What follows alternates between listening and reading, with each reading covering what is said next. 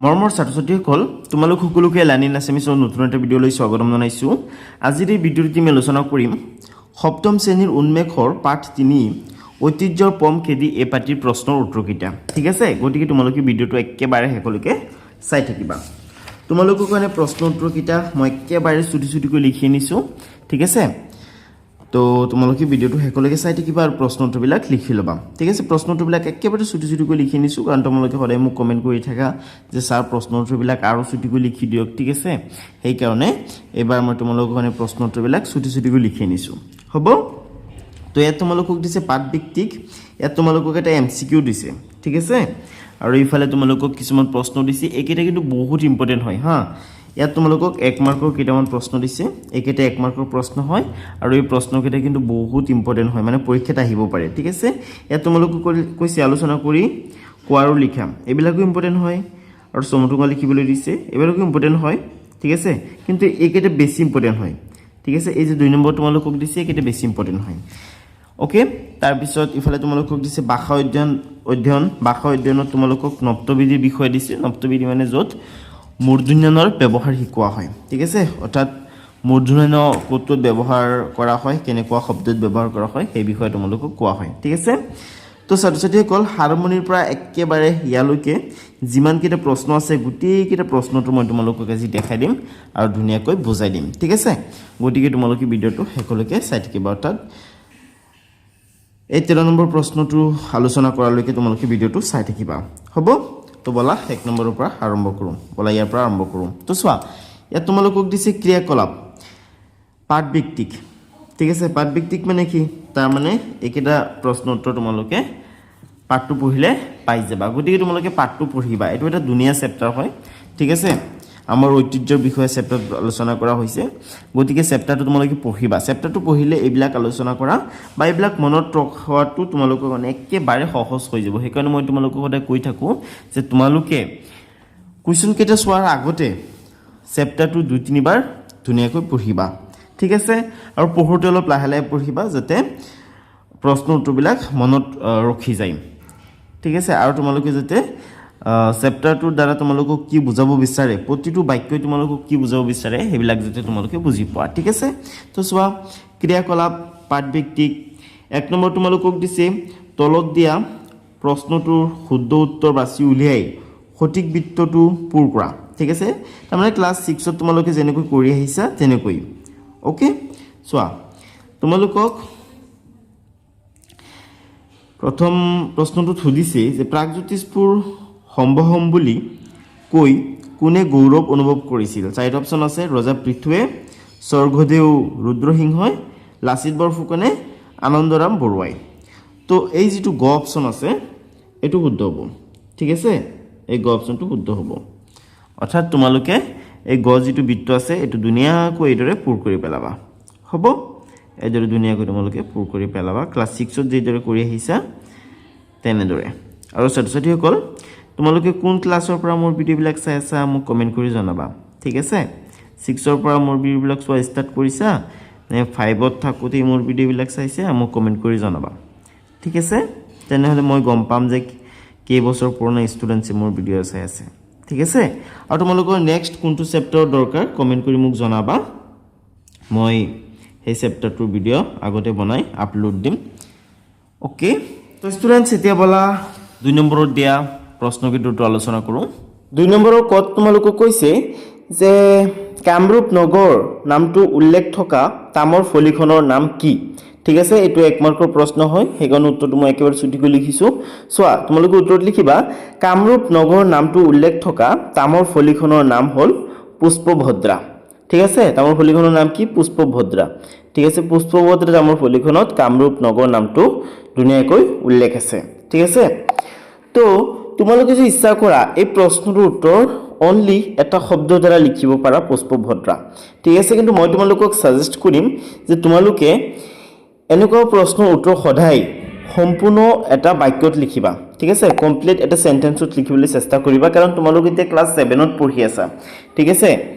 এতিয়ালৈকে যে তোমালোকে প্ৰশ্নটোৰ পৰা কেনেকৈ প্ৰশ্নটো লিখি তাৰপিছত মেইন যিটো শব্দ যিটো তোমালোকক প্ৰশ্নটোত সুধিছে যিটো শব্দৰ বিষয়ে সেই শব্দটো ভৰি কেনেকৈ এটা সম্পূৰ্ণ বাক্য বনাব লাগে সেইটো যদি নাজানা তেনেহ'লে এইটো দুখৰ কথা ঠিক আছে চোৱা তোমালোক কি সুধিছে কামৰূপ নগৰ নামটো উল্লেখ থকা তামৰ ফলিখনৰ নাম কি এই যে কি শব্দটো আছে প্ৰশ্নবোধক শব্দটো আছে এই শব্দটোৰ জেগাত এই পুষ্পবদ্ধ শব্দটো ৰাখি দিলেই হৈ গ'ল ঠিক আছে চোৱা একেবাৰে এই গোটেইখিনি সেম হয়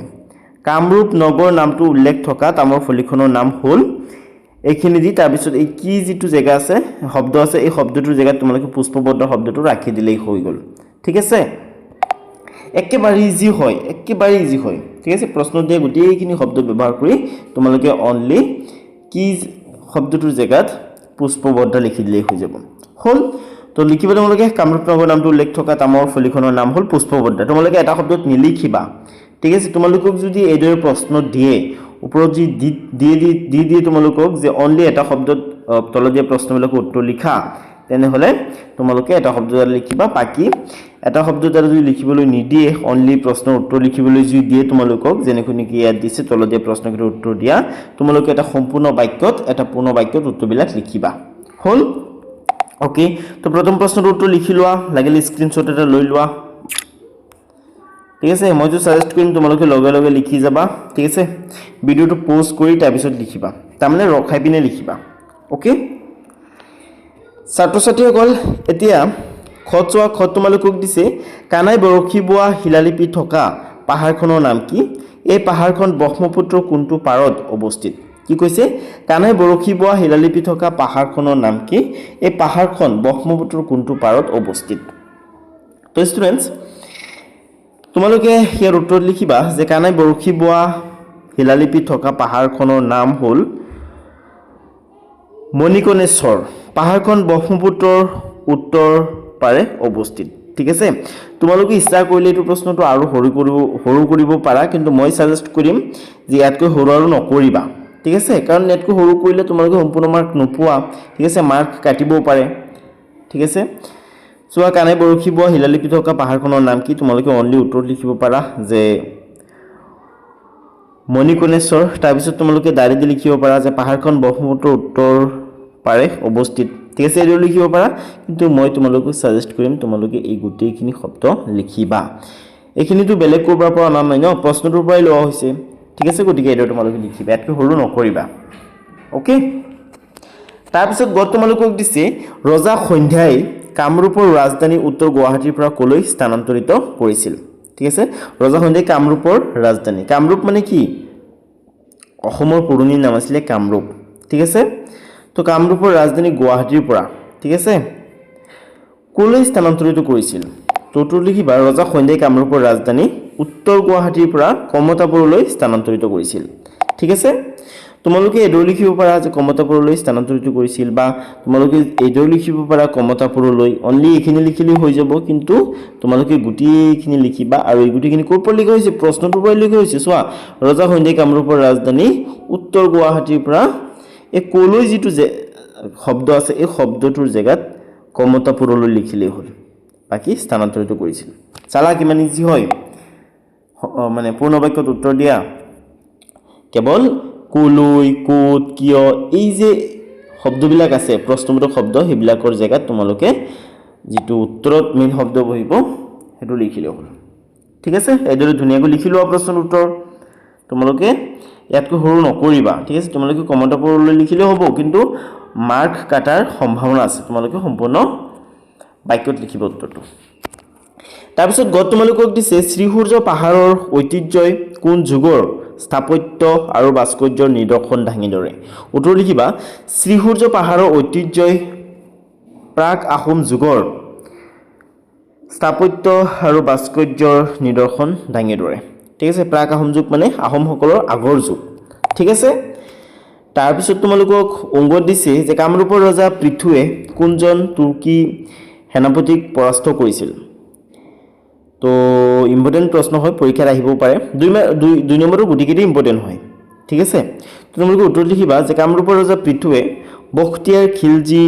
এত খিলজি শব্দটোৰ তলত তোমালোকে লৰ তলত তোমালোকে এনেকৈ এটা হলন্ত চিন দিবা ঠিক আছে বখতিয়াৰ খিলজি নামৰ তুৰ্কী সেনাপতিক পৰাস্ত কৰিছিল ঠিক আছে কামৰূপৰ ৰজা পৃথ্বীয়ে বক্তিয়াৰ খিলজী নামৰ তুৰ্কী সেনাপতিক পৰাস্ত কৰিছিল হ'ব এদৰে ধুনীয়াকৈ লিখি ল'বা ওকে স্টুডেন্টস 2 নম্বৰৰ গুটিকেইটা প্ৰশ্নটো আলোচনা কৰা কমপ্লিট হ'ল এতিয়া 3 নম্বৰত চোৱা 3 নম্বৰ তোমালোকক দিছে আলোচনা কৰি কোৱা আৰু লিখা আলোচনা কৰি ক'বলৈ দিছে আৰু তোমালোকক লিখিবলৈ দিছে চোৱা কত তোমালোকক দিছে যে ঐতিহ্যই কি দিশ সামৰি লয় উত্তৰ তোমালোকে লিখিবা ঐতিহ্যই পুৰণি ৰীতি নীতি কলা সংস্কৃতি স্থাপত্য ভাস্কৰ্য ভাষা আখাৰ সাজপাৰ আজি সকলোবোৰ দিশ সামৰি লয় ঠিক আছে চোৱা কিমান সৰুকৈ লিখিছো ইয়াতকৈ সৰু আৰু নহয় মানে হ'ব নোৱাৰে ঠিক আছে গতিকে উত্তৰটো ইয়াৰ পৰা লিখি লোৱা নেক্সট আছে খ তোমালোকক দিছে ঐতিহ্যৰ প্ৰতি আমি কেনেদৰে সন্মান প্ৰদৰ্শন কৰিব লাগে উত্তৰ তোমালোকে লিখিবা নিজৰ ভাষা সংস্কৃতি আৰু পুৰণি পৰম্পৰাবোৰ ভালদৰে জনা আৰু সেইবোৰ পালন কৰাৰ জৰিয়তে আমি ঐতিহ্যক সন্মান কৰিব পাৰোঁ ঠিক আছে আমাৰ ঐতিহ্যক অৰ্থাৎ অতীতৰ পৰা চলি অহা যিবিলাক পৰম্পৰা আছে নীতি নিয়ম আছে সেইবিলাকক আমি এইদৰে সন্মান কৰিব পাৰোঁ ঠিক আছে ষ্টুডেন্টস তাৰপিছত তোমালোকক গদ দিছে যে ঐতিহ্যৰ ৰক্ষণাবেক্ষণ আমি কেনেদৰে কৰিব পাৰোঁ ঠিক আছে উত্তৰ তোমালোকে লিখিবা পুৰণি কীৰ্তিচিহ্নবোৰ লেতেৰা নকৰাকৈ ৰাখি তাক ধ্বংস নকৰি আৰু আনকো তাৰ সুৰক্ষাৰ বাবে সজাগ কৰি আমি ঐতিহ্যৰ ৰক্ষণাবেক্ষণ কৰিব পাৰোঁ ওকে ষ্টুডেন্টস এদৰে তোমালোকে ধুনীয়াকৈ উত্তৰটো লিখি ল'বা তাৰপিছত তোমালোকক চাইড দিছে চমুটুকু লিখা ঠিক আছে তোমালোকক দুটা চমুটুকু লিখিবলৈ দিছে দুৰ্জিয়া নগৰৰ ওপৰত আৰু শ্ৰীসূৰ্য পাহাৰৰ ওপৰত চমুটুকুকেইটা মই চুটি লিখি আনিছোঁ একেবাৰে সৰুকৈ লিখি আনিছোঁ ঠিক আছে তোমালোকে এবাৰ চাইছে লিখিব লাগিব চোৱা দুৰ্জিয়া নগৰৰ ওপৰত তোমালোকে লিখিবা দুৰ্জিয়া নগৰ আছিল প্ৰাচীন কামৰূপৰ পাল বংশীয় ৰজাসকলৰ শক্তিশালী ৰাজধানী ঠিক আছে দুৰ্জিয়া নগৰ কি আছিল প্ৰাচীন কামৰূপৰ পাল বংশীয় ৰজাসকলৰ শক্তিশালী ৰাজধানী আছিল ঠিক আছে পাল বংশৰ প্ৰতিষ্ঠাপক ব্ৰহ্মপাল বা তেওঁৰ পুত্ৰ ৰত্নপালে দশম শতিকাত বৰ্তমানৰ উত্তৰ গুৱাহাটীৰ ওচৰত এই নগৰী নিৰ্মাণ কৰিছিল ঠিক আছে এইদৰে ধুনীয়াকৈ তোমালোকে লিখি ল'বা তাৰপিছত আছে শ্ৰীসূৰ্য পাহাৰ বিষয়ে তোমালোকে এইদৰে লিখিবা শ্ৰীসূৰ্য পাহাৰ অসমৰ গোৱালপাৰা জিলাত অৱস্থিত এক ঐতিহাসিক প্ৰত্নতাত্ত্বিক স্থান ই হিন্দু বৌদ্ধ আৰু জৈন এই তিনি ধৰ্মৰ এক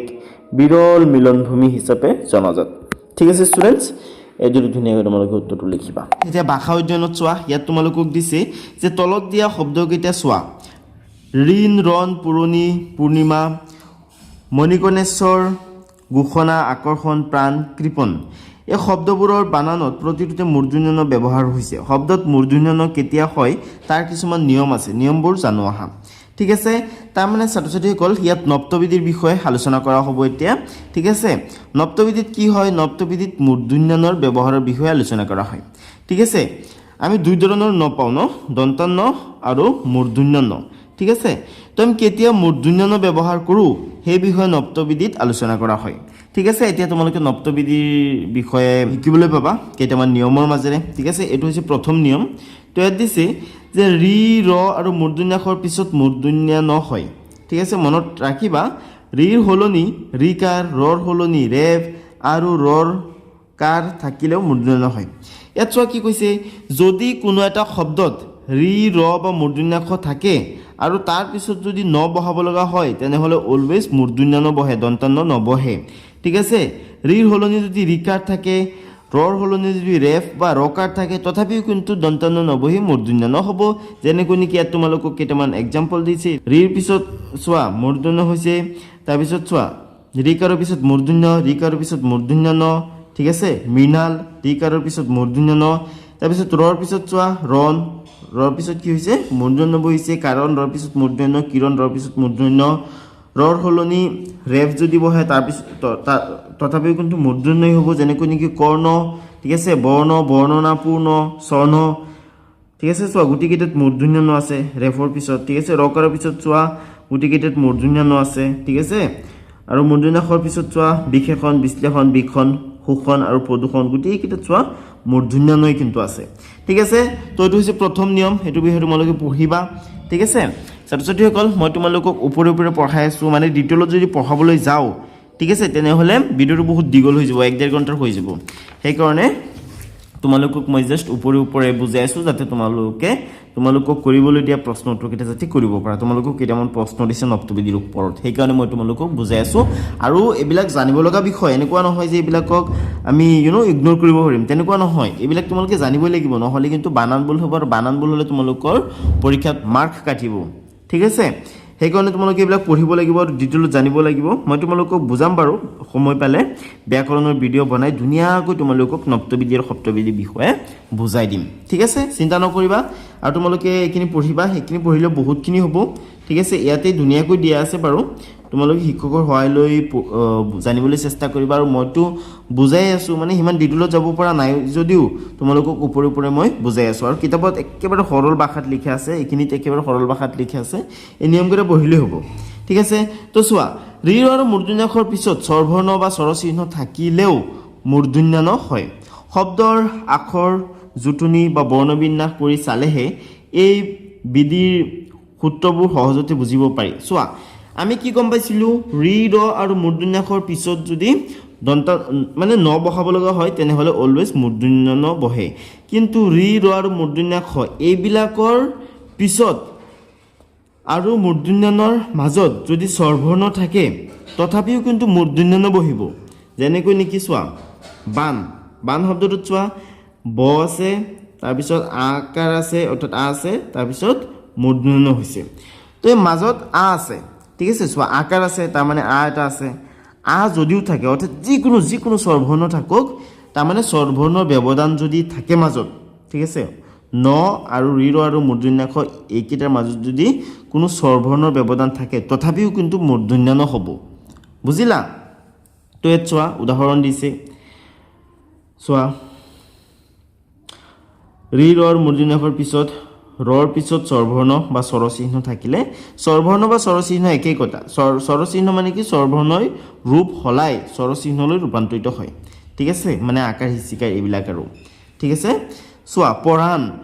শব্দটোত চোৱা ৰ আছে তাৰপিছত আকাৰ আছে তাৰ মানে কি তাৰ মানে মাজত স্বৰবৰ্ণ বা স্বৰচিহ্নৰ ব্যৱধান আছে ঠিক আছে তথাপিও কিন্তু মূৰ্ধন্য হ'ব ৰ থকা কাৰণে ঠিক আছে ৰ আছে আকাৰ আছে মূৰ্ধন্যচিকা নি হৈছে দন্তানুদ্দিকা নি হোৱা নাই ঠিক আছে কাৰণ আমি ইয়াত পাই আহিছোঁ ঋ আৰু মূৰ্ধন্য আখৰ পিছত কি হয় মূৰ্ধন্য বহে আৰু মাজত যদি স্বৰবৰ্ণ থাকে তথাপি কিন্তু বহিব ঠিক আছে একেদৰে তোমালোকে ইয়াত পঢ়িবা ওকে তাৰপিছত চোৱা ৰকাৰৰ পিছত স্বৰবৰ্ণ থাকিলে কি হয় চোৱা গ্ৰাণ ৰকাৰ আছে কিন্তু মাজত স্বৰবৰ্ণ ব্যৱধান আছে তথাপি মূৰ্ধন্যই হ'ব ত্ৰাণ ৰকাৰ আছে স্বৰবৰ্ণ ব্যৱধান আছে ঠিক আছে তথাপি কিন্তু মূৰ্ধন্য হ'ব তাৰপিছত চোৱা ইয়াত আৰু এটা নিয়ম দিছে ওকে তোমালোকক তিনিটা নিয়মে দিছে মেইনলি তাৰপিছত বাকী নপ্তবিধিৰ বিষয়ে আৰু অলপ ইনফৰমেশ্যন দিছে কিন্তু তোমালোকে পঢ়িব লাগিব চোৱা ঋ আৰু মূৰ্ধন্য আখৰ পিছত ক বৰ্গত কোনকেইটা আখৰ থাকে ক বৰ্গত থাকে ক খ গ ঘ ঙ ঠিক আছে তাৰপিছত প বৰ্গ প ফ ব ভ ম আৰু ২৯ অব্য হ আৰু অনুস্বৰ থাকিলেও মূৰ্ধন্য নহয় আমি ইয়াত কি পাইছিলোঁ এইটোত পাইছিলোঁ যে এইকেইটাৰ মাজত ঋ আৰু মূৰ্ধন্য খ এইবিলাকৰ মাজত যদি স্বৰবৰ্ণ ব্যৱধান থাকে এইবিলাক ঋ আৰু মূৰ্ধন্য খ আৰু নৰ মাজত যদি স্বৰবৰ্ণৰ ব্যৱধান থাকে তথাপি কিন্তু মূৰ্ধন্য নহয় এতিয়া আমি আৰু অলপ এড কৰিব লাগিব চোৱা ঋ আৰু মূৰ্ধন্য খ আৰু নৰ মাজত যদি ক বৰ্গৰ কোনো বৰ্ণ ক বৰ্গৰ বৰ্ণকেইটা কি ক খ গ ঘ ঙ এইকেইটা বা প বৰ্গৰ কোনো বৰ্ণ যেনেকৈ নেকি প ফ ব ব ম আৰু ২৯ অব্য হ আৰু অনুস্বৰ এইকেইটাও যদি থাকে মানে ঋ আৰু মূৰ্ধন্য খ আৰু নৰ মাজত যদি এইকেইটাও থাকে তথাপিও কিন্তু মূৰ্ধন্য বহিব দন্তন্য নবহি ঠিক আছে মূৰ্ধন্য বহিব মনত ৰখাবলৈ চেষ্টা কৰিবা আৰু বাকী ইয়াত তোমালোকক উদাহৰণ দিছে যেনেকৈ নেকি চোৱা প্ৰাংগণ চোৱা ইয়াত ৰকাৰ আছে গতিকে পিছৰ যিটো মূৰ্ধন্য হ'ব সেইটো পিছৰ যিটো ন হ'ব সেইটো মূৰ্ধন্য হ'ব লাগে নিয়মমতে ঠিক আছে তো নিয়মমতে চোৱা ইয়াত চোৱা আকাৰ আছে অনুস্বৰ আছে ঠিক আছে তাৰপিছত গ আছে গটো প বৰ্গৰ এটা বৰ্ণ হয় সেইকাৰণে ইয়াত মূৰ্ধন্য বহিছে ইয়াত যদি প বৰ্গৰ কোনো এটা বৰ্ণ নবহি ইয়াত যদি তোমালোকৰ ছাপ'জ ইয়াত ধৰি লোৱা পৰ্তাংশ বহিছে এইটো গটো ছাপ'জ পৰ্তাংশ তেনেহ'লে কিন্তু এইটো দন্তান্ন বহিলেহেঁতেন মূৰ্ধন্য যেনেকৈ নেকি মই তোমালোকক দেখাই দিওঁ প্ৰা অনুচং ইয়াত চোৱা পৰ্তাংশ তো এইটো ন হ'ব, এইটো দন্তান্ন হ'ব, মূৰ্ধন্য নবহে, কাৰণ এই পটাংশটো ক বৰ্গৰ কোনো বৰ্ণ নহয় আৰু প বৰ্গৰো কোনো বৰ্ণ নহয়, ঠিক আছে, সেইকাৰণে দন্তান্ন বহিছে। কিন্তু চোৱা প্ৰাংগণত মূৰ্ধন্য বহিছে, কাৰণ প্ৰাংগণত অনুস্বৰ আছে, গ আছে আৰু স্বৰবৰ্ণৰ মানে স্বৰচিহ্ন আছে, ঠিক আছে, ৰকাৰৰ পিছত। সেইটোৱেই তোমালোকে কিন্তু পঢ়িবা, মই সিমান ডিটেইলত নাযাওঁ কাৰণ ভিডিঅ'টো বহুত দীঘল হৈ যাব তেনেহ'লে, ঠিক আছে। তো ইয়াত চোৱা, ইয়াত উদাহৰণবিলাক দিছে, তোমালোকে পঢ়িবা। তাৰপিছত চোৱা, মনত ৰাখিবা, ইয়াত কৈছে এই নিয়ম বা বিধিবোৰ সংস্কৃতমূলীয় শব্দতহে খাটে। এই যে আমি নিয়মবোৰ পঢ়িছোঁ নপ্তবিধিৰ বিষয়ে, মানে কেতিয়া কেতিয়া আমি মূৰ্ধন্য ব্যৱহাৰ কৰোঁ, এই বিষয়ে যে আমি পঢ়িছোঁ, এই গোটেইকেইটা নিয়ম কেৱল সংস্কৃতমূলীয় শব্দত খাটে, ঠিক আছে, লোকেল আমাৰ অসমীয়া ভাষাত নাখাটে কিন্তু, অ'কে। তাৰপিছত চোৱা, মূৰ্ধন্য ব্যৱহাৰৰ নিয়ম বা নপ্তবিধি কিছু কিছু ক্ষেত্ৰত প্ৰযোজ্য নহয়, যেনেকৈ নেকি অসমীয়া থলুৱা শব্দবোৰৰ ক্ষেত্ৰত নপ্তবিধিৰ নিয়ম প্ৰযোজ্য নহয়, যেনে ৰইনা, ফেৰেঙনি, ঠিক আছে। ইয়াত চোৱা,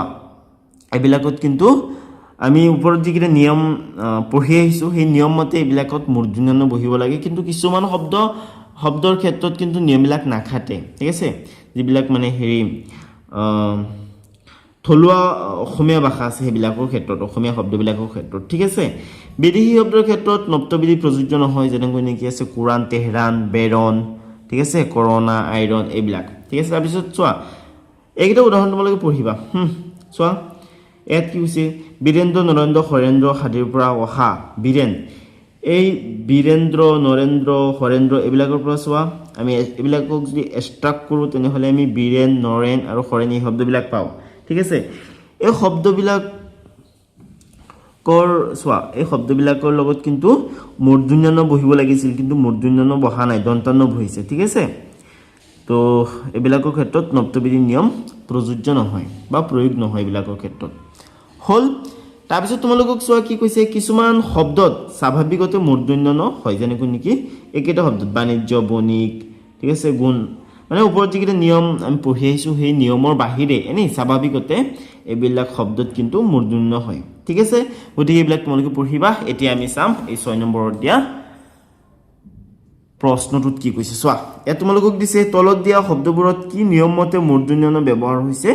লিখা, ঠিক আছে। ইয়াত যে শব্দবিলাক আছে, এই শব্দবিলাকত কি নিয়ম মতে মূৰ্ধন্য হৈছে তাকে লিখিবলৈ দিছে। তো ব'লা আমি এতিয়া এইকেইটা চাওঁ। এই শব্দবিলাকত কি কাৰণে মূৰ্ধন্য ব্যৱহাৰ হৈছে তোমালোকে ক'ব লাগে,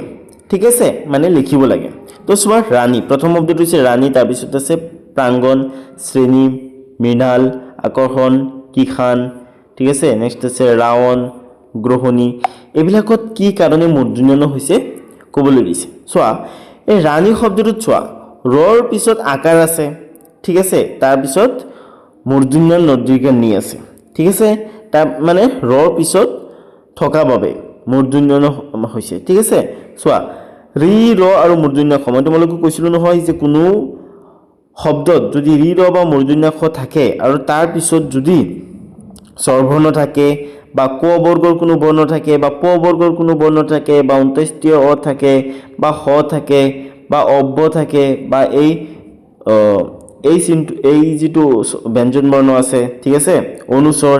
এইবিলাক যদি থাকে তেনেহ'লে কি হয়, দন্তান্ন নবহি মূৰ্ধন্য বহে, ঠিক আছে। গতিকে তোমালোকে লিখিবা, ৰি, ৰ আৰু মূৰ্ধন্যৰ পিছত স্বৰবৰ্ণ বা স্বৰচিহ্ন থাকিলে মূৰ্ধন্য হয়, ঠিক আছে। সেইকাৰণে ইয়াত ৰাণী শব্দটোত ৰৰ পিছত মূৰ্ধন্য ব্যৱহাৰ হৈছে, ঠিক আছে। তাৰপিছত আছে প্ৰাংগণ শব্দটো, ঠিক আছে। প্ৰাংগণ শব্দটোলৈ যদি তোমালোকে চোৱা তেনেহ'লে দেখিবা ৰকাৰ আছে, ঠিক আছে, ৰকাৰ আছে, তাৰপিছত আকাৰ আছে, তাৰপিছত মানে অনুস্বৰ আছে, তাৰপিছত গ আছে, ঠিক আছে। গতিকে তোমালোকে কেনেদৰে লিখিব লাগিব, ৰ কাৰৰ পিছত আ স্বৰবৰ্ণ, ক বৰ্গৰ গ আৰু অনুস্বৰ থকা বাবে মূৰ্ধন্য হৈছে, এইদৰে লিখিব লাগিব, ঠিক আছে। তাৰপিছত যদি তোমালোকে চোৱা তেনেহ'লে ৰ কাৰৰ পিছত অনলি মূৰ্ধন্য দেখিবলৈ পাবা, নহয়, একাৰ এটা আছে, তাৰমানে স্বৰবৰ্ণ আছে আৰু মানে স্বৰচিহ্ন আছে, ঠিক আছে। তোমালোকে লিখিব লাগিব, ৰি, ৰ আৰু মূৰ্ধন্যৰ পিছত স্বৰচিহ্ন বা স্বৰবৰ্ণ থাকিলে মূৰ্ধন্য হয়, ঠিক আছে। ইয়াত স্বৰচিহ্নটো হৈছে একাৰটো, ঠিক আছে। নেক্সট আছে মৃণাল। মৃণাল শব্দটোত চোৱা, ৰিকাৰ আছে, হ'ল, ৰিকাৰ আছে, ৰিকাৰ থকা বাবে কি হ'ব, ৰিকাৰ থকা বাবে মূৰ্ধন্য বহিব, ঠিক আছে। ৰিকাৰৰ পিছত থকা বাবে মূৰ্ধন্য ন হৈছে এইটো লিখিব পাৰা তোমালোকে বা ইটো এই প্ৰথমটো তোমালোকে যদি লিখি দিয়া তেনেহলে হৈ যাব ঠিক আছে তোমালোকে প্ৰথমটো লিখোতে অনলি স্বৰচিহ্নটো কাটি দিবা স্বৰবৰ্ণ বা স্বৰচিহ্নটো কাটি দিবা ঠিক আছে মিনালৈকে আমি কৰিলো নেক্সট আছে আকৰ্ষণ এ তোমালোকে লিখিবা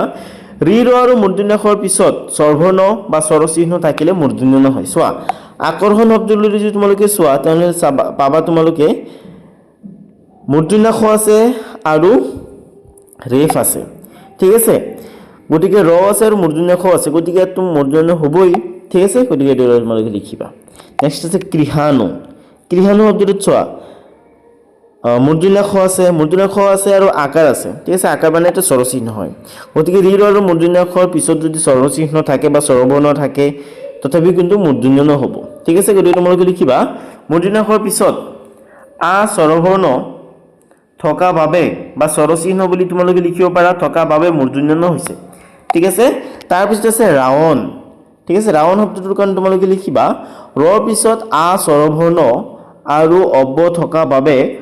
মূৰ্ধন্য ন হৈছে ঠিক আছে নেক্সট আছে গ্ৰহণী ৰকাৰৰ পিছত চোৱা গ্ৰহণী শব্দটোত ৰ নাই কিন্তু ৰকাটো আছে ঠিক আছে ৰকাৰৰ পিছত হ বৰ্ণ থকা বাবে মূৰ্ধন্য ন হৈছে ঠিক আছে এইটো ধুনীয়াকৈ তোমালোকে লিখিবা হাতত চোৱা তলত দিয়া শব্দবোৰত মূৰ্ধন্য ন কিয় হৈছে বৰ্ণবিন্যাস কৰি চাও আৰু ক আহা ঠিক আছে নাৰায়ণ এই নাৰায়ণ শব্দটো যদি আমি বৰ্ণবিন্যাস কৰো তেনেহলে হ'ব ৰ যোগ আ যোগ ম যোগ আ যোগ অন্ত্যেষ্টিয় যোগ অ যোগ মূৰ্ধন্য ন ঠিক আছে তো চোৱা ৰৰ পিছত আ অ ঠিক আছে একেটা কি হয় একেটা হৈছে স্বৰবৰ্ণ তাৰ পিছত ম আছে অন্ত্যেষ্টিয় আছে ঠিক আছে মটো প বৰ্গ এটা বৰ্ণ হয় আৰু অন্ত্যেষ্টিয়টো মানে গুটেই কেইটা ইয়াত দিয়া এই গুটেই কেইটা যদি থাকে ৰৰ পিছত তথাপিও কিন্তু দন্তন্যটো মূৰ্ধন্য নহয় ঠিক আছে সো ইয়াত ধুনীয়াকৈ কৈ দিয়া হৈছে ৰৰ পিছত আ অ স্বৰবৰ্ণ আৰু ম অন্ত্যেষ্টিয় ব্যঞ্জন বৰ্ণ থকা বাবে ঠিক আছে নেক্সট আছে নাৰায়ণ ৰামায়ণ নাৰায়ণ শব্দটো যদি তোমালোকে চোৱা তেনেহ'লে তোমালোকে দেখিবলৈ পাবা ৰৰ পিছত আছে আ অন্ত্যেষ্টিয় অ আৰু অ তাৰমানে আ অ স্বৰবৰ্ণ আৰু অন্ত্যেষ্টিয় ব্যঞ্জন বৰ্ণ থকা বাবে মূৰ্ধন্য ন হৈছে ঠিক আছে ৰুক্মিণীটো যদি বৰ্ণবিন্যাস কৰে তেনেহ'লে হ'ব ৰ যোগ হস্যু যোগ ক যোগ ম যোগ হস্যু যোগ মূৰ্ধন্য ন যোগ দীৰ্ঘই ঠিক আছে তো চোৱা ইয়াত ৰৰ পিছত হস্যু স্বৰবৰ্ণ ক ম চোৱা এই কটো ক বৰ্গ এটা বৰ্ণ আৰু মটো প বৰ্গ এটা বৰ্ণ ঠিক আছে এই ক ম ব্যঞ্জন বৰ্ণ থকা বাবে দন্তান্নটো মূৰ্ধন্য হৈছে ঠিক আছে অৰ্থাৎ এইটো মূৰ্ধন্য হ'ল চোৱা ইয়াৰ পৰা তোমালোকক প্ৰশ্ন এটা কাটিছে চোৱা প্ৰশ্নটো হৈছে তলত দিয়া শব্দবোৰৰ বৰ্ণবিন্যাস কৰা আৰু মূৰ্ধন্য নোহোৱাৰ কাৰণ ব্যাখ্যা কৰা যেনেকৈ নেকি চোৱা ইয়াত বৰ্ণবিন্যাস কৰিছে আগতে তাৰপিছত কিয় মূৰ্ধন্য হৈছে সেইটো লিখি দিছে ঠিক আছে একেবাৰে সেম তেনেদৰে এই শব্দবিলাকৰ বৰ্ণবিন্যাস কৰিবলৈ দিছে আৰু কিয় মূৰ্ধন্য ব্যৱহাৰ হৈছে এই যে চোৱা মূৰ্ধন্য বিলাক ব্যৱহাৰ হৈছে এই মূৰ্ধন্য বিলাক কিয় ব্যৱহাৰ হৈছে সেইটো তোমালোকক ক'বলৈ দিছে ঠিক আছে তো বলা এতিয়া বৰ্ণবিন্যাস কৰি চাও তো চোৱা মৃন্ময় শব্দটো যদি তোমালোকে বৰ্ণবিন্যাস কৰা তেনেহ'লে হ'ব ম যোগ ৰি যোগ ন যোগ ম যোগ অ যোগ অন্ত্যেষ্টিয় যোগ অ ঠিক আছে ইয়াত চোৱা ৰি আছে ৰিৰ পিছত আছে মূৰ্ধন্য ন ঠিক আছে তেনেহ'লে তোমালোকে লিখিব লাগিব যে ৰি কাৰৰ পিছত মূৰ্ধন্য হয় ঠিক আছে এইটো তোমালোকে লিখি দিবা সাইডত তাৰ পিছত আছে শ্ৰৱণ শব্দটোৰ বৰ্ণবিন্যাস কৰিলে হ'ব তালিব্য হ যোগ ৰ যোগ অ যোগ অব যোগ অ যোগ মূৰ্ধন্য ন যোগ অ ঠিক আছে শ্ৰৱণ ইয়াত যদি তোমালোকে চোৱা তেনেহ'লে ৰৰ পিছত তোমালোকে অ দেখিবলৈ পাবা অব দেখিবলৈ পাবা অ দেখিবলৈ পাবা ঠিক আছে এইকেইটা কি হয়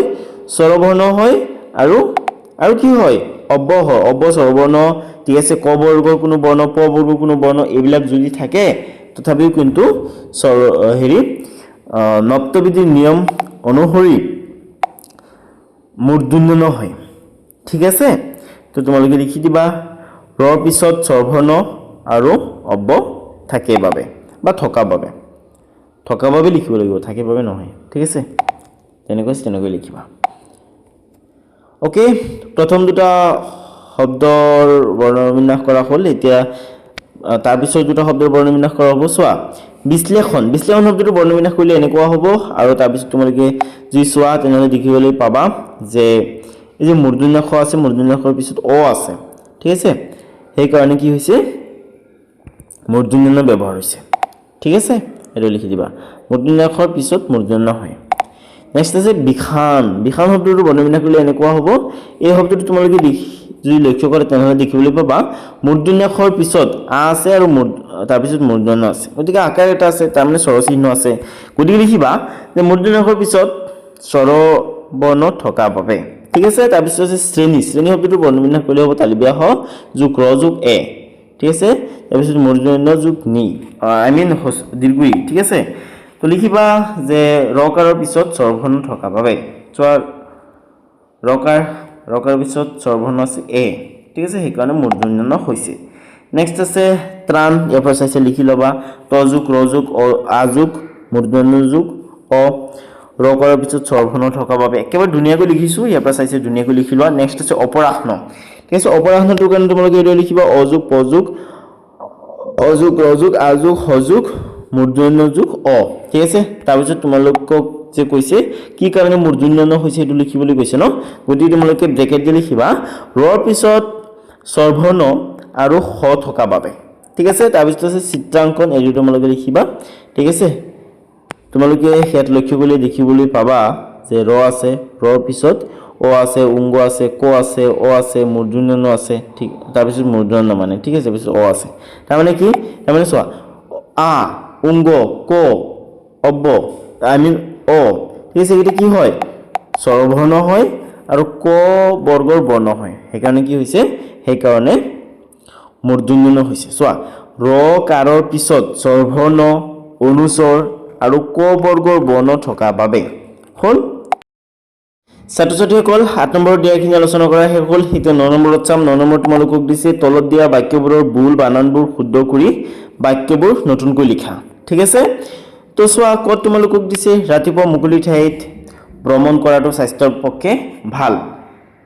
তো ইয়াত যদি তোমালোকে চোৱা তেনেহ'লে ভ্ৰমণ শব্দটো দেখিবলৈ পাবা দন্তন্য আছে কিন্তু নপ্তবিধিৰ নিয়ম অনুসৰি ইয়াত মূৰ্ধন্য হ'ব লাগে কাৰণ চোৱা ৰকাৰ আছে ৰকাৰৰ পিছত ম আছে মটো প বৰ্গ এটা বৰ্ণ হয় ঠিক আছে গতিকে ইয়াত নপ্তবিধিৰ নিয়ম অনুসৰি মূৰ্ধন্য হ'ব গতিকে তোমালোকে মূৰ্ধন্য লিখিবা আৰু শব্দটো আণ্ডাৰলাইন কৰিবা ৰাতিপুৱা মুকলি ঠাইত ভ্ৰমণ কৰাটো স্বাস্থ্যৰ পক্ষে ভাল এইটো লিখিবা তোমালোকে নেক্সট আছে খ দিছে যে দাহীৰ কথাত সন্তুষ্ট হৈ ৰাণীয়ে তাইক সোণৰ হাৰ উপহাৰ দিলে তো ৰাণীয়ে শব্দটো যদি তোমালোকে চোৱা তেনেহ'লে দেখিবলৈ পাবা যে দন্তন্য আছে কিন্তু ইয়াত নপ্তবিধিৰ নিয়ম অনুসৰি মূৰ্ধন্য হ'ব লাগে কাৰণ ৰৰ পিছত কি আছে আ আছে ঠিক আছে আটো এটা স্বৰবৰ্ণ হয় আমি জানো যে ৰৰ পিছত স্বৰবৰ্ণ ব্যঞ্জন বৰ্ণ ক আৰু প বৰ্গ বৰ্ণ তাৰপিছত 29 তাৰপিছত হ অব্ব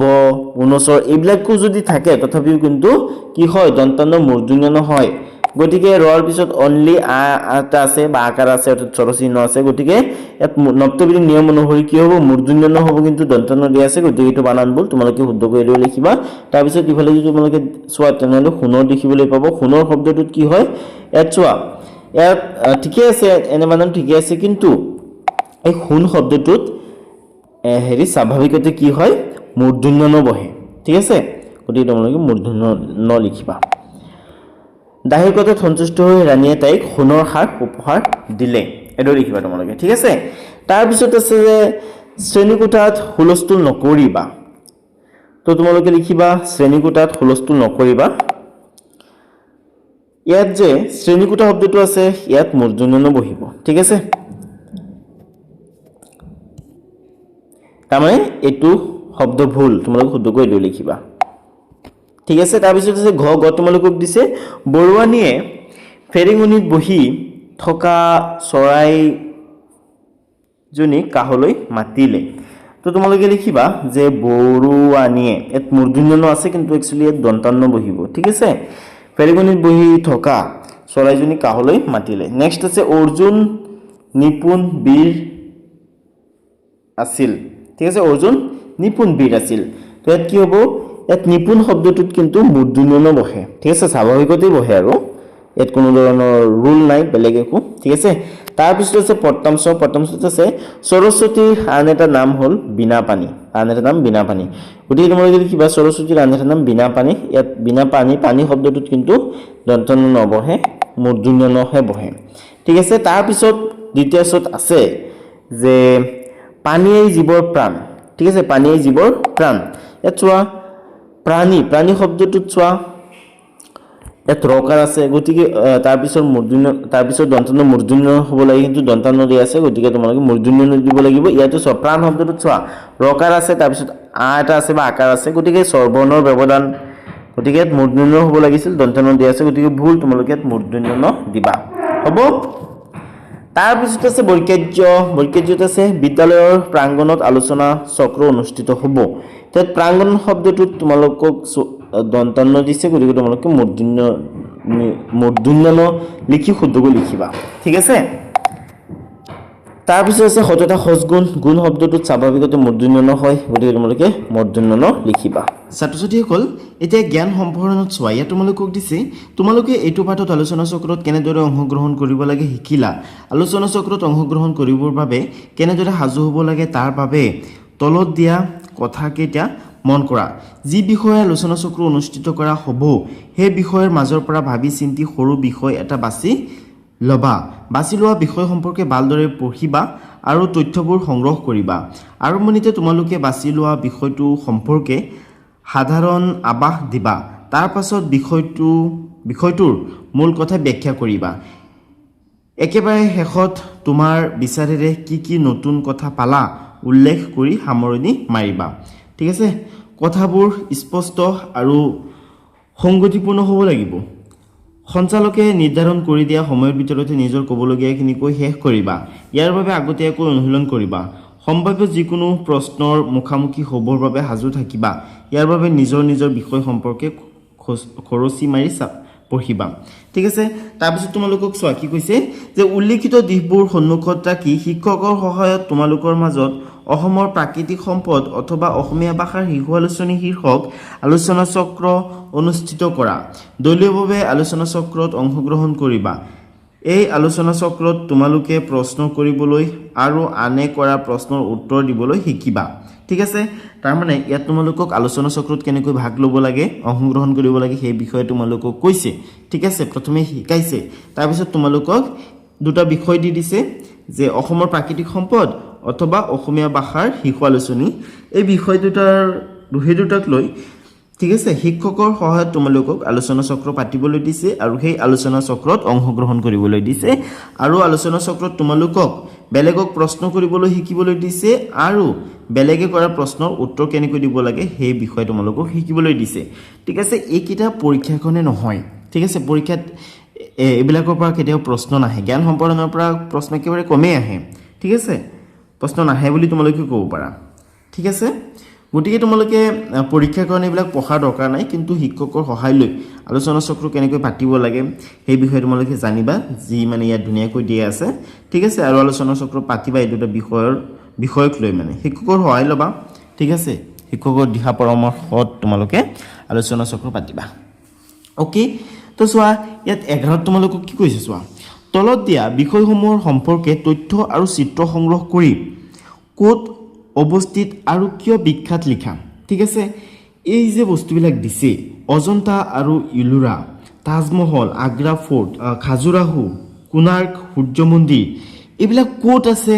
ঠিক আছে, আৰু এইবিলাক কিয় বিখ্যাত সেই বিষয়ে তোমালোকক লিখিবলৈ দিছে আৰু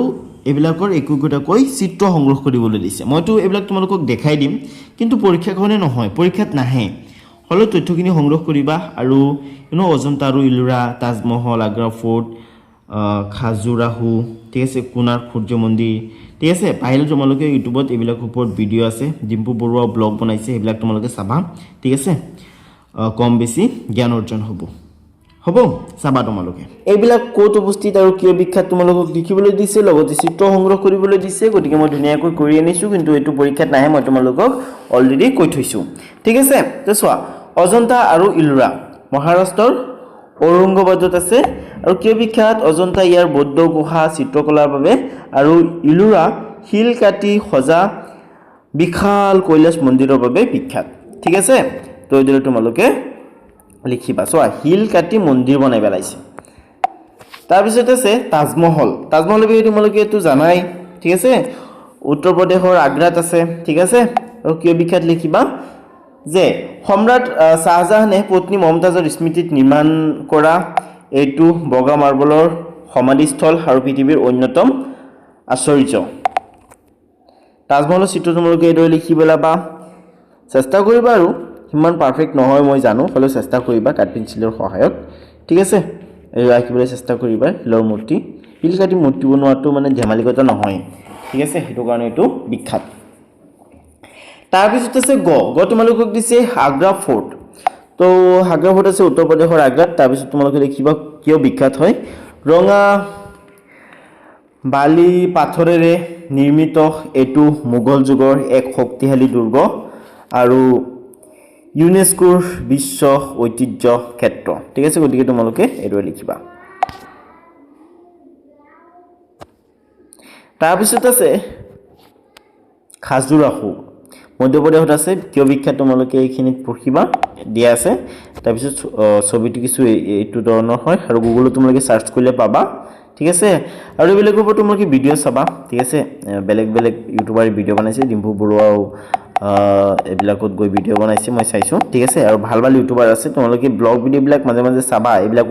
ঐতিহাসিক জেগাবিলাকত যোৱা ঐতিহাসিক মঠ মন্দিৰ এইবিলাক দেখুওৱা বস্তুবিলাক তোমালোকে চাবা ঠিক আছে ভিডিঅ'বিলাক চাবা তেনেহ'লে জ্ঞান অৰ্জন হ'ব নেক্সট আছে কোণাৰ্ক সূৰ্য মন্দিৰ উৰিষ্যাপুৰী ঠিক আছে তাৰ পৰা চাইছে তোমালোকে লিখিবা কিয় বিখ্যাত আৰু ক'ত আছে অৱস্থান হৈছে উৰিষ্যাপুৰীত আছে কিয় বিখ্যাত লিখিবা আৰু চিত্ৰটো হৈছে এইটো ছাত্ৰ ছাত্ৰীসকল ইয়াত চোৱা প্ৰকল্পত তোমালোকক মাত্ৰ দুটা প্ৰশ্ন দিছে কিন্তু এইবিলাক পৰীক্ষাখন ইম্পৰ্টেণ্ট নহয় পৰীক্ষাত নাহে ঠিক আছে চোৱা যে তোমাৰ জিলাত থকা প্ৰাচীন মঠ মন্দিৰ দৌল দেৱালয় ধৰ্মীয় স্থানৰ তথ্য আৰু ফটো সংগ্ৰহ কৰি দৃশ্য শ্ৰাব্য মাধ্যমেৰে এখন তথ্যচিত্ৰ প্ৰস্তুত কৰা আৰু বিদ্যালয়ৰ বাৰ্ষিক ক্ৰীড়া সপ্তাহত প্ৰদৰ্শন কৰা শিক্ষকে সহায় কৰিব প্ৰয়োজন সাপেক্ষে স্থানীয় সমল ব্যক্তিৰ সহায় ল'বা ঠিক আছে তাৰপিছত তোমালোকক দিছে যে পুথিভঁৰালৰ পৰা অসমৰ ঐতিহ্য সম্পৰ্কীয় কিতাপ সংগ্ৰহ কৰি পঢ়া আৰু তাত লাভ কৰা তথ্যসমূহ লিখি শিক্ষকক দেখুওৱা আৰু শ্ৰেণীকোঠাত পঢ়ি শুনোৱা ঠিক আছে এই দুইটা কিন্তু পৰীক্ষাৰ কাৰণে নহয় পৰীক্ষাত নাহে ঠিক আছে বাকি টিচাৰ্ছৰ সহায় লৈ তোমালোকে এইবিলাক কৰিবলৈ চেষ্টা কৰিবা ঠিক আছে জাষ্ট জ্ঞান অৰ্জনৰ কাৰণে ঠিক আছে আৰু বাকি তোমালোকৰ জ্ঞান সম্প্ৰসাৰণত যিখিনি দিছে সেইবিলাক তোমালোকে পঢ়িবা জ্ঞান অৰ্জনৰ কাৰণে ঠিক আছে তোমালোকৰ জ্ঞানৰ পৰিসীমা বৃদ্ধি কৰিবৰ কাৰণে বাকিবিলাকৰ কিন্তু এইবিলাকৰ পৰা কিন্তু পৰীক্ষাত নাহে পৰীক্ষাৰ কাৰণে তোমালোকে এইবিলাক পঢ়িবা ঠিক আছে এইবিলাক পঢ়িবা এইটোতো পঢ়িবই লাগিব ঠিক আছে আৰু এইকেইটাই মেইন মানে পৰীক্ষাৰ ফালৰ পৰা চাবলৈ গ'লে এইকেইটা মেইন আৰু আটাইতকৈ বেছি প্ৰশ্ন আহে এইকেইটাৰ পৰা ঠিক আছে তাৰপিছত এইবিলাকৰ পৰাও আহিব ঠিক আছে 2-3 মাৰ্কৰ প্ৰশ্ন হয় এইবিলাক গতিকে 3টা প্ৰশ্ন দিছে তোমালোকে উত্তৰকেইটা মুখস্থ কৰি পেলাবা তাৰপিছত চমুটুকা দিছে চমুটুকা দুটাৰ পৰা আহিব পাৰে আৰু বাকি ব্যাকৰণ দিছে ব্যাকৰণৰ পৰাও 2-1 মাৰ্ক আহিব কিন্তু ঠিক আছে নপ্তবিধিৰ পৰা 2-1 মাৰ্ক আহিব গতিকে তোমালোকে নপ্তবিধিৰ নিয়মবিলাক পঢ়িবা ঠিক আছে তো ষ্টুডেন্টস তাৰ পিছত যেটো ভিডিও হ'ব হেতু তোমালোকৰ 4 নম্বৰ চেপ্টাৰটোৰ ওপৰত হ'ব 4 নম্বৰ চেপ্টাৰটোৰ নাম হৈছে কৃষক ঠিক আছে তো কৃষক চেপ্টাৰটোৰ ভিডিও চাবৰ কাৰণে ডেসক্ৰিপচন বক্স চেক কৰা তাত পাই যাবা নহলে প্লেলিষ্ট চেক কৰিবা তাত পাবা ঠিক আছে তো আজিৰ ভিডিওটো ইয়াতেই শেষ কৰিবলৈ গৈ আছো তোমালোকে যদি চেনেলটো তেলকে সাবস্ক্ৰাইব কৰা নাই চেনেলটো সাবস্ক্ৰাইব কৰি পেলোৱা আৰু বেলেগ ভিডিও চাবৰ কাৰণে তোমালোকে প্লেলিষ্টত যাবা ঠিক আছে তো আজিৰ ভিডিওটো ইমানে আছিল আজিৰ ভিডিওটো হেকলৈকে সৰ্বভাৱে তোমালোক সকলোকে বহুত বহুত ধন্যবাদ